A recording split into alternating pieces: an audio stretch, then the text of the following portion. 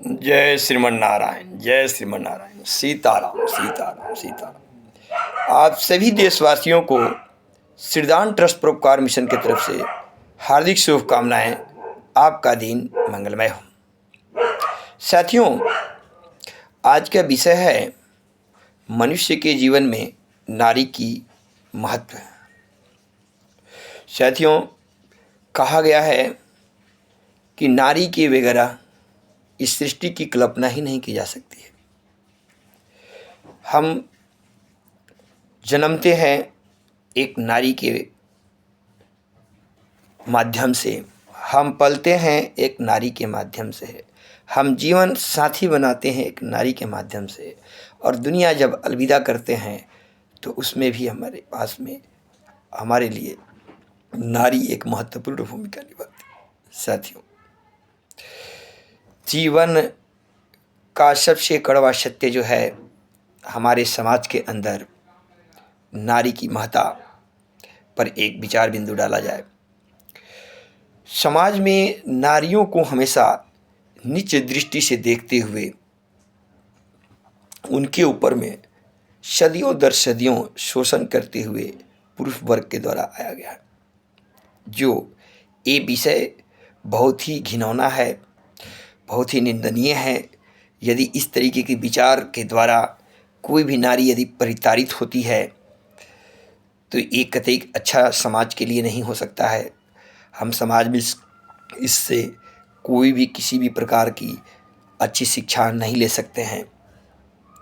हमारा देश नारी प्रधान देश है। यहाँ नारियों की पूजा होती है और नारी जो है वो सती की रूप होती है, देवी की रूप होती है। आज आने वाले समय में, बीते हुए समय, दुर्गा पूजा अभी हाल फिलहाल में ही बीता हुआ है। सोचिए, दुर्गा पूजा में हम 9 देवियों की आराधना करते हैं जो किसी न किसी एक स्त्री रूप में विराजमान होती हैं। वो शक्तियाँ, लक्ष्मी पूजा अभी आने वाला है, हम माँ लक्ष्मी की पूजा करते हैं।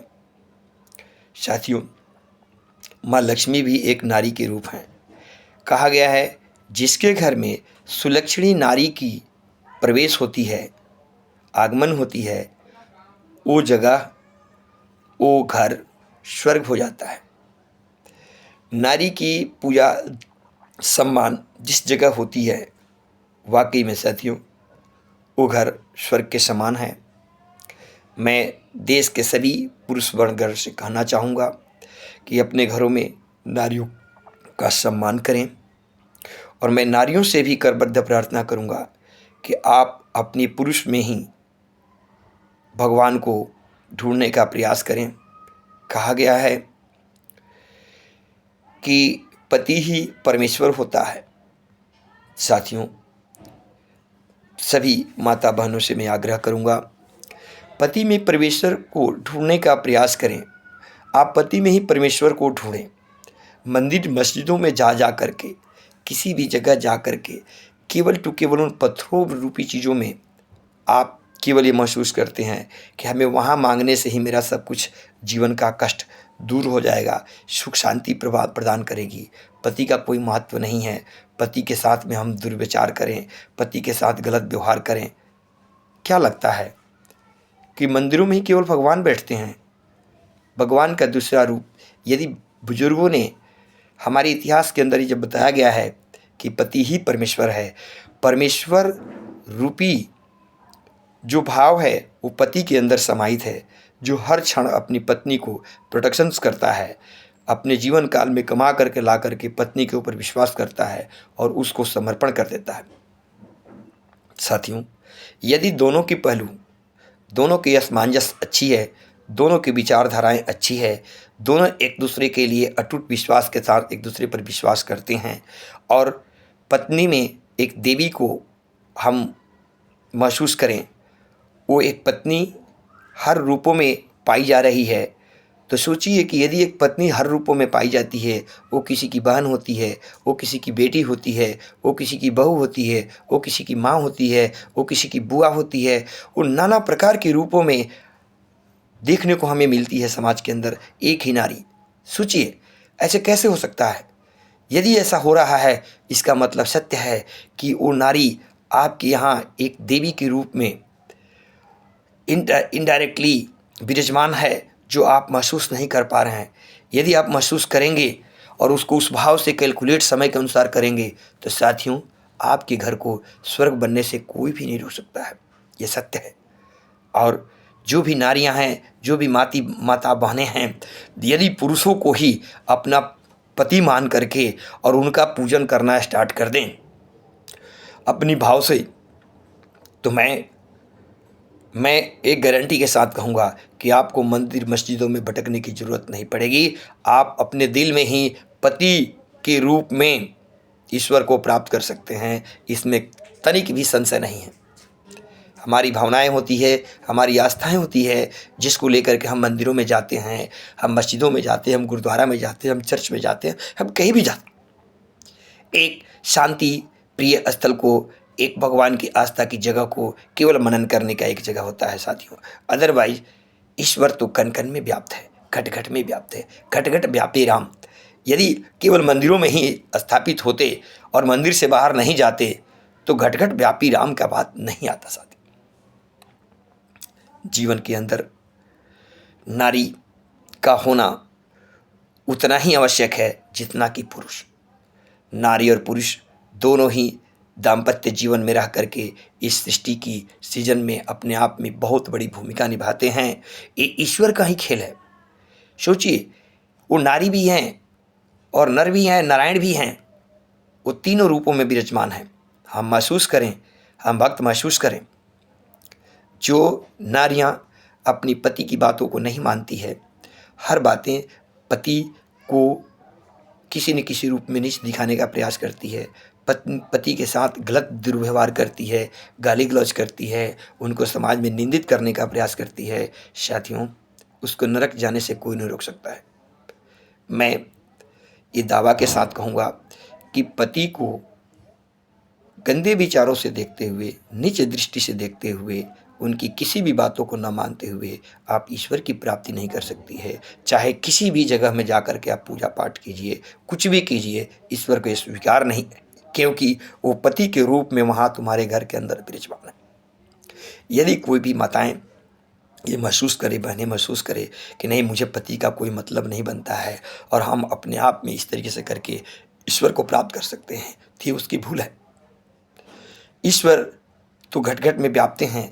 हमारे घर में बैठा हुआ ईश्वर को, हमारे घर में बैठे हुए माँ बाप को हम दरकिनार करते हैं, हम उनके साथ गलत व्यवहार करते हैं, और हम मंदिरों में, गुरुद्वाराओं में जा कर के चाहेंगे कि ईश्वर की प्राप्ति हो जाए। असंभव है साथियों, असंभव। इसलिए मनुष्य को अपने जीवन काल के अंदर ये बहुत ही दुर्लभ जीवन है। नर और नारी के लिए इस सृष्टि में बहुत ही दुर्लभ जीवन है साथियों।